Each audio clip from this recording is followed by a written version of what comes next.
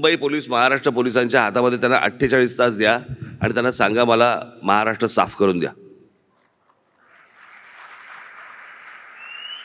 दहिसरमध्ये ठाकरे गटाचे माजी नगरसेवक अभिषेक घोसाळकर यांच्यावर गोळीबार करण्यात आला।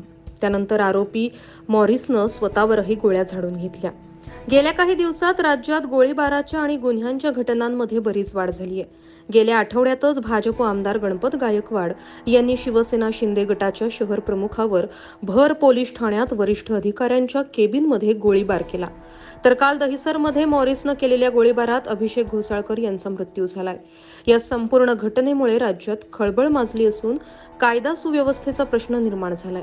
वातावरण चांगलंच तापलं असून विरोधकांनीही राज्य सरकारवर कडाडून टीका केली आहे।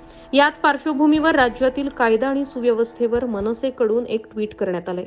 मनसे प्रमुख राज ठाकरे यांच्या मुलाखतीमधील एका भागाचा व्हिडिओ मनसेनं ट्विट केलाय।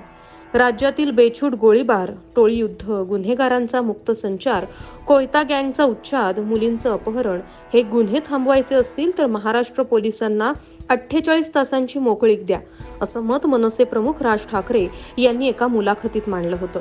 तोच व्हिडिओ आता पुन्हा ट्विट करण्यात आलाय। लॉ आहे, फक्त ऑर्डर नाहीये। मला असं वाटतं ऑर्डरची गरज आहे आणि त्या गोष्टी सुरळीत होऊ शकतात। माझा मुंबई पोलिसांवरती माझा विश्वास आहे, 100% विश्वास आहे Mumbai police Maharashtra पोलिसांवरती।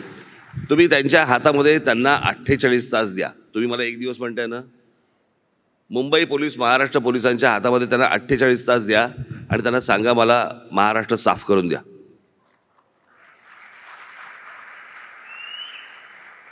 Bureau report, Maharashtra news 24।